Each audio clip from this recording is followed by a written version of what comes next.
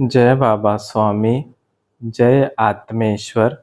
हिमालय का समर्पण योग भाग 1 का आज तीसरा दिवस है और हम हैं पृष्ठ क्रमांक 8 पर। गुरुदेव कहते हैं, एक वृक्ष प्रकृति के साथ जुड़ा हुआ है, इसीलिए साधक के लिए प्रकृति को समझने के लिए एक वृक्ष को समझना अत्यंत आवश्यक है। एक वृक्ष में प्रकृति का सारा रहस्य छुपा हुआ है। एक टहनी को अपनी ऊर्जा की एक सीमा तक आवश्यकता है और उस निश्चित सीमा के बाद उस ऊर्जा को बांटकर ही प्रसन्नता लगती है। और छोटी छोटी टहनियों और पत्तों में ऊर्जा बांटकर वह अपने निजी संबंध को विस्तृत कर लेती है। उसके साथ इतने ग्रहण करने वाले हो जाते हैं, यानी इतने ग्रहण करने वाले उसे माध्यम के रूप में लेते हैं और सैकड़ों छोटी छोटी टहनियाँ और हजारों पत्ते जिस टहनी को माध्यम बनाकर उससे जीवन शक्ति ग्रहण करते हो, तो वृक्ष की आवश्यकता हो जाती है कि उस टहनी तक जीवन ऊर्जा पहुँचाए ही, क्योंकि उस टहनी पर सैकड़ों टहनियों का और हजारों पत्तों का जीवन निर्भर करता है। सदैव साधक को भी परमात्मा रूपी वृक्ष की वह टहनी बननी चाहिए, जिस टहनी पर सैकड़ों छोटी टहनियाँ और हजारों पत्ते निर्भर है। परमात्मा से प्राप्त ज्ञान को आपके माध्यम से हजारों लोगों तक पहुंचाना चाहिए। और निकाले यह सही भी है, ऐसा मुझे भी लगा। एक मनुष्य की आवश्यकता सीमित है, अधिक से उसे प्रसन्नता व खुशी नहीं मिल सकती। फिर अगर वह अधिक खुशी पाना चाहता है तो उसे जो मिला वह बांटने में ही आनंद है। एक व्यक्ति का भोजन 4 रोटी है, अगर उसे 100 रोटियां दे दी जाए तो उसे अधिक रोटियों से अधिक प्रसन्नता नहीं होगी। वे भले 25 गुना अधिक रोटियां हैं, तो 25 गुना अधिक आनंद मिलना चाहिए, तो वह केवल रोटी से संभव नहीं है। उन रोटियों के साथ अलग अलग माध्यम भी मिलते हैं और उन अलग अलग लोगों रूपी माध्यमों को आप रोटियां बांटते हैं, तो दूसरों को बांटकर, दूसरों को खिलाकर, दूसरों का पेट भरकर ही हमें अधिक आनंद प्राप्त हो सकेगा। रोटियां निर्जीव है, मनुष्य की भूख सजीव है। जब तक भूखे व्यक्ति आपको नहीं मिलेंगे, तब तक वे निर्जीव रोटियां आपको आनंद नहीं दे सकती हैं, क्योंकि केवल दूसरे व्यक्ति मिलना ही काफी नहीं है, भूखे व्यक्ति मिलना आवश्यक है। तभी वे व्यक्ति उस भूख के कारण आपकी दी हुई रोटियां खाएंगे और आपको प्रसन्नता मिलेगी। उस दिन मैंने भी सोचा, अगर परमात्मा से कभी मुझे ज्ञान रूपी रोटियां अधिक मात्रा में मिलती है, तो मैं भी मेरे जीवन में उन भूखे व्यक्तियों की खोज करूंगा, उन्हें ढूंढूंगा और प्रेम से परमात्मा की ज्ञान रूपी रोटी उन्हें खिलाऊंगा और आत्म आनंद प्राप्त करूंगा, क्योंकि आवश्यकता से अधिक ज्ञान की मुझे भी कोई आवश्यकता नहीं है। फिर उस ज्ञान को बांटने में ही सार्थकता है। यह ज्ञान जब गुरुदेव के सानिध्य में प्राप्त हुआ और एक वृक्ष से मुझे परमात्मा के जीवन चक्र का रहस्य प्राप्त हुआ, तो मेरे लिए तो वह वृक्ष ही परमात्मा हो गया। मैं ऐसा सोच ही रहा था कि गुरुदेव ने पूछा, क्या सोच रहे हो? सोचो मत, इसे आत्मसात करो। यह कहकर उन्होंने एक पत्ते पर किसी वृक्ष का निकला हुआ गोंद मुझे खाने के लिए लाकर दिया और कहा, इसे खा लो। वह क्या था क्या मालूम, मैंने शीघ्र खा लिया मैं तो उनके हाथ से जहर भी खाने के लिए राजी था। तो फिर दी हुई चीज क्या है, यह जानना मेरे लिए कोई महत्वपूर्ण नहीं था। वह गोंद थोड़ा कड़वा था, लेकिन मैंने खा लिया। यह देखकर गुरुदेव के चेहरे पर जो समाधान देखा, वह देखकर वह कड़वा गोंद भी मुझे मीठा प्रतीत हुआ। और शाम होने वाली थी। हम दोनों वापस धीरे धीरे अपनी गुफा की ओर चल दिए और वहां पर पहुंचने तक मैं पूर्णतः थक चुका था। उस गोंद को खाने के कारण मेरी भूख समाप्त हो गई थी। मैं जाकर सीधे सो गया। अगले 4 दिनों तक मुझे भूख ही नहीं लगी। उस गोंद को खाने के बाद भूख समाप्त हो गई थी। वे 4 दिन कैसे बीते कुछ याद नहीं। ऐसा लगा मानो एक पल ही बीता हो। रोज की दिनचर्या होती थी। सुबह उठकर जंगलों में जाते थे, दिन भर जंगलों में घूमते थे और शाम के समय वापस आते थे। आसाम में इस प्रकार के कई घने जंगल हैं। दिन भर धूप में घूमो तो भी धूप नहीं लग सकती है, इतने घने बड़े बड़े जंगल है। एक दिन एक वृक्ष के पास बैठकर गुरुदेव जंगल और वन का अंतर समझा रहे थे। उनका कहना था, जंगल प्रकृति प्रदत्त होते हैं। वह प्रकृति की स्वयं की रचना होती है। इसीलिए प्रकृति अच्छे रसदार फल देने वाले वृक्ष का भी निर्माण करती है और उसी वृक्ष के पास एक कांटे वाले वृक्ष का भी निर्माण करती है। वह भेदभाव नहीं करती। दोनों प्रकार के वृक्षों को वह विकसित करती है। प्रकृति में समानता है। वह सबसे एक जैसा व्यवहार करती है। इसलिए जंगल में अच्छे वृक्ष भी होते हैं, खराब वृक्ष भी होते हैं। प्रकृति सबको बढ़ने का समान अवसर देती है। कौन किस दिशा में बढ़ता है, वह उस वृक्ष के ऊपर निर्भर करता है। इसीलिए परमात्मा जब कृपा करता है, तो वह सब पर समान करता है। उस परमात्मा की कृपा का कौन कैसा उपयोग करता है, यह उस पर निर्भर होता है। जीवन में परमात्मा सभी मनुष्यों को आध्यात्मिक प्रगति के समान अवसर देता है, परंतु मनुष्य की लेने की शक्तियाँ अलग अलग होती हैं। प्रत्येक मनुष्य को जीवन में समान अवसर प्राप्त होते हैं। प्रकृति परमात्मा की स्वयं की रचना है, इसलिए दोनों में यह समानता दिखती है। इसीलिए देखा गया है कि जंगल में सदैव विभिन्न प्रकार के वृक्ष पाए जाते हैं और जंगल प्रकृति के द्वारा निर्मित होने के कारण पर्यावरण में एक संतुलन बनाकर रखते हैं। एक जंगल को विकसित होने में सैकड़ों साल लगते हैं, पर जंगल नष्ट तो थोड़े समय में भी हो सकता है। जंगल मनुष्य को प्रकृति का अनुपम उपहार है।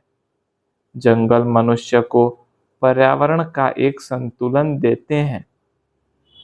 दूसरा, वन सदैव मनुष्य निर्मित होते हैं। मनुष्य स्वार्थी है। वह सदैव उन वनों का निर्माण करेगा जिससे उसको लाभ मिलेगा। इसीलिए वन केवल लाभदायी वृक्षों के ही होते हैं। जो वृक्ष फल देते हैं, अच्छी लकड़ी देते हैं, इसी प्रकार के वन मनुष्य लगाता है। वन हरियाली ला सकते हैं, पर प्रकृति का संतुलन बनाकर नहीं रख सकते। इसलिए वन प्रकृति के संतुलन का कार्य नहीं करते हैं। वन के साथ मनुष्य की बुद्धि, मनुष्य का स्वार्थ जुड़ा होता है। कई वृक्ष मनुष्य की दृष्टि से उपयोगी नहीं है, पर पर्यावरण के संतुलन की दृष्टि से बहुत उपयोगी होते हैं और ये वृक्ष जंगल में ही पाए जाते हैं। सब प्रकार के वृक्ष जब स्वाभाविक रूप से एक स्थान पर उगते हैं और जिन्हें कोई नहीं उगाता, प्रकृति उगाती है, ऐसे जंगलों में मनुष्य को प्राकृतिक आत्म शांति मिलती है। इसीलिए वन के सानिध्य से अधिक जंगल का सानिध्य मनुष्य को अधिक भाता है, क्योंकि समानता, विभिन्नता, प्राकृतिकता और सामूहिकता, इन सब से मिलकर प्राकृतिक रूप से बना वातावरण केवल जंगल में होता है, वन में नहीं। इस प्रकार से गुरुदेव ने जंगल और वन का अंतर मुझे समझाया। मुझे भी अच्छा लगा, यह मेरे लिए नई जानकारी थी। गुरुदेव ने आगे कहा, इसीलिए साधनारत ऋषि मुनि सदैव ईश्वर का ध्यान करने के लिए जंगल में ही रहना पसंद करते हैं। जंगल में प्राकृतिक वातावरण रहता है और जंगल पर किसी व्यक्ति विशेष का स्वामित्व नहीं रहता है। जंगल किसी व्यक्ति के नहीं होते हैं। जंगल आध्यात्मिक साधना के लिए इसीलिए उपयुक्त होते हैं। भूमि का भी ऐसा ही है। भूमि किसके स्वामित्व में है, उस स्वामित्व के ऊपर निर्भर करता है कि भूमि फलदायी है या नहीं।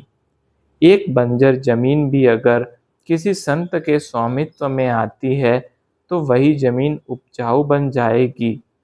लोगों का स्वामित्व जमीन की उर्वरा शक्ति समाप्त कर सकता है, क्योंकि स्वामी की ग्रहण करने की क्षमता नहीं है, तो वह भूमि स्वामी अपनी भूमि से भी ग्रहण नहीं कर सकता। और जब भूमि स्वामी ग्रहण नहीं करता है तो भूमि स्वयं तो कुछ दे नहीं सकती। जब तक अतिरिक्त ग्रहण करने वाला न हो, इसीलिए साधक को ध्यान साधना करते समय स्थान का सदैव ध्यान रखना चाहिए। सभी स्थान ध्यान करने के योग्य नहीं होते हैं। कई स्थानों पर बैठकर किया गया ध्यान साधक के लिए हानिकारक सिद्ध हो सकता है। बुरे कर्म मनुष्य अपने स्वार्थ के लिए करता है, पर बुरे कर्म के कारण वह मनुष्य तो बुरा बनता ही है, वह उस स्थान को भी बुरा कर देता है। जिस स्थान पर बैठकर उसने वह बुरा कार्य किया है, एक व्यक्ति अपने स्वार्थ के लिए एक स्थान पर बैठकर बुरा कार्य करता है, तो उस निश्चित स्थान पर उस बुरे कार्य का प्रभाव बन जाता है और ठीक उसी स्थान के ऊपर आकाश में उस खराब कार्य का आभामंडल तैयार हो जाता है। जब कोई अच्छा व्यक्ति भी उस स्थान पर पहुंचता है, तो स्थान का खराब प्रभाव और उसी स्थान के खराब आभामंडल से वह व्यक्ति, अच्छा व्यक्ति भी आहत होता है। इसलिए सभी स्थान ध्यान करने योग्य नहीं होते हैं। एक बार एक राजा ने अपने पड़ोसी राज्य के ऊपर आक्रमण कर दिया और उस पड़ोसी राज्य की सेना को पराजित कर दिया और उसके बाद पड़ोसी राज्य की राजधानी पर हमला कर वहां के सब निहत्थे गांव के लोगों को भी मार डाला। कुछ समय बाद वह राजा भी स्वयं मर गया, लेकिन जिस स्थान पर उसने निरपराध लोगों की हत्याएं की थी, उस स्थान पर वह दुष्ट प्रभाव निर्मित हो गया और ठीक उस स्थान के ऊपर उसका आभामंडल भी निर्मित हो गया। आज सैकड़ों साल होने के बाद भी उस स्थान पर आज भी निरपराध लोगों की मृत्यु होती है। कभी दुर्घटना होती है, कभी आग लगती है, कभी भूकंप होते हैं, कभी बाढ़ आती है। यानी कारण अलग अलग है, पर आज भी वहाँ निरपराध लोगों की मृत्यु होती रहती है। इसलिए ध्यान किसी भी स्थान पर बैठकर नहीं करना चाहिए। इसलिए सदैव सद्गुरु सानिध्य में ध्यान साधना सर्वश्रेष्ठ होती है, क्योंकि सद्गुरु के प्रभाव के कारण वह स्थान पवित्र, शुद्ध एवं अधिक ग्रहण करने की क्षमता वाला हो जाता है और ऐसे स्थान पर बैठकर ध्यान साधना करना सदैव अत्यंत उपयोगी सिद्ध होता है। मैं इस स्थान के साथ इसलिए रह रहा हूँ क्योंकि यहाँ पर मेरे गुरुवर का स्थान है और उन्होंने इस स्थान पर ध्यान साधना करके इस स्थान को पवित्र कर दिया था। इस स्थान पर सदैव उनके आभा मंडल का प्रभाव रहता है। यहाँ पर मैं ही नहीं, ये पशु पक्षी भी उस आभा मंडल का आनंद लेते हैं। इसलिए इस स्थान पर आसपास के जंगल से अधिक पशु पक्षी विद्यमान रहते हैं। अच्छे आभा मंडल का प्रभाव सभी प्रकार के पशु पक्षियों को आकर्षित करता है। यही कारण है कि जिस स्थान पर सुरक्षितता अनुभव होती है, पक्षी उस स्थान पर अपने घोंसले बनाते हैं। अच्छे आभा मंडल के प्रभाव में प्राणी को सुरक्षितता अनुभव होती है और प्राणी को उस स्थान पर अच्छा लगता है। उस स्थान पर अधिक समय तक रहने की इच्छा होती है और जिस स्थान पर अच्छा प्रभाव नहीं होता, उस स्थान पर बिल्कुल रहने की इच्छा नहीं होती है। गुरुदेव के सानिध्य में कब सुबह से शाम होती थी, वह पता भी नहीं चलता था। दिन ऐसे जा रहे थे मानो समय को पंख आ गए हो। गुरुदेव की गुफा के आगे के भाग में एक जलाशय था और ठीक सामने सूर्योदय होता था। दाहिनी ओर एक जलप्रपात था।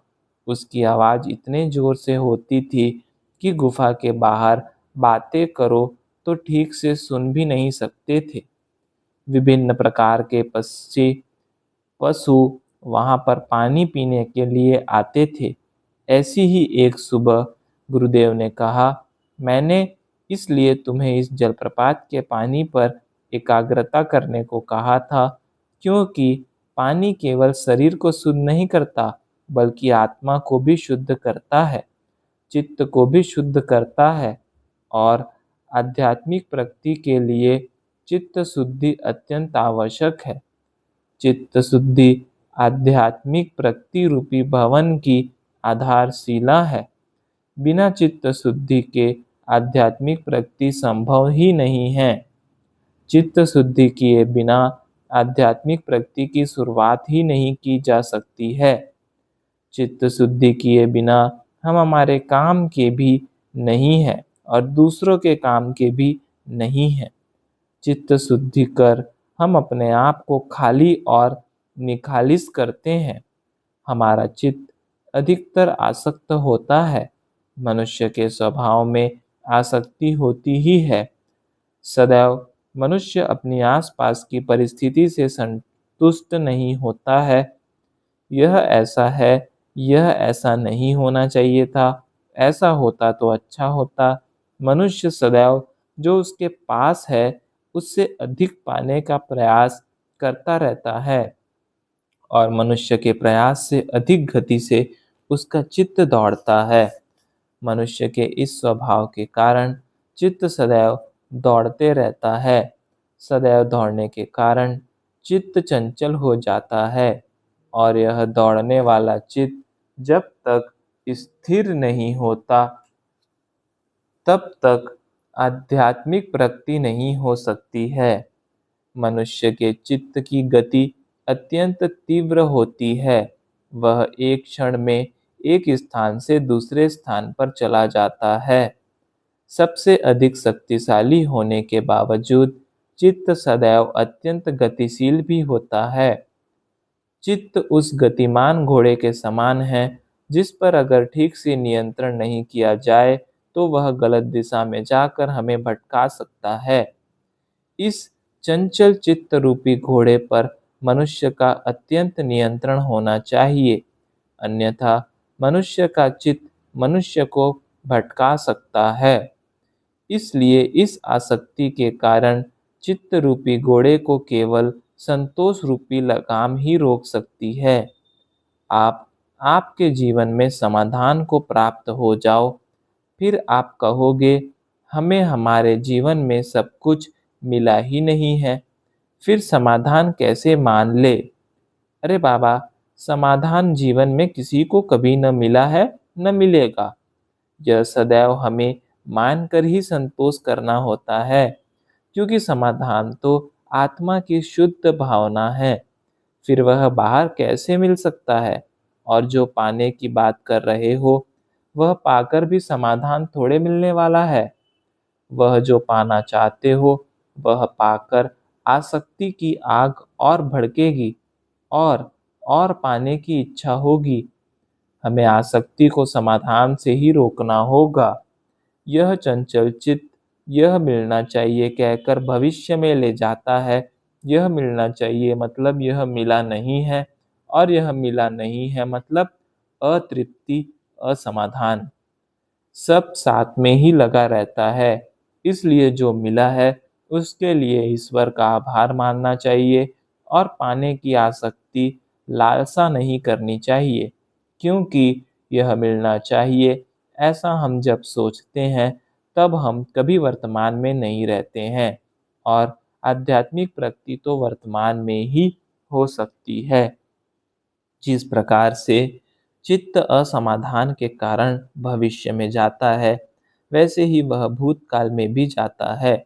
जब एक बालक जन्म लेता है, तब 5 साल का होने तक उसे पूर्व जन्म की बातें याद रहती हैं, और वह पूर्व जन्म के भूतकाल में ही रहता है।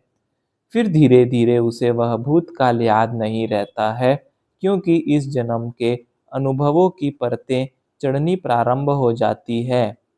जिस प्रकार हम घर से निकलते समय शुभ वस्त्र धारण कर निकलते हैं, और जैसे जैसे यात्रा में आगे बढ़ते हैं, वैसे वैसे हमारे शुभ वस्त्र मैले होने लगते हैं। यात्रा के मार्ग में शुभ वस्त्रों पर दाग, मैल, धूल लगने लगती है, और शुभ वस्त्र भी मलिन हो जाते हैं। ठीक इसी प्रकार से बालक जैसे जैसे अपनी जीवन यात्रा पर आगे बढ़ता है, उस बालक का चित्त रूपी शुभ वस्त्र भूतकाल की धूल और मैल से मलिन होने लगता है।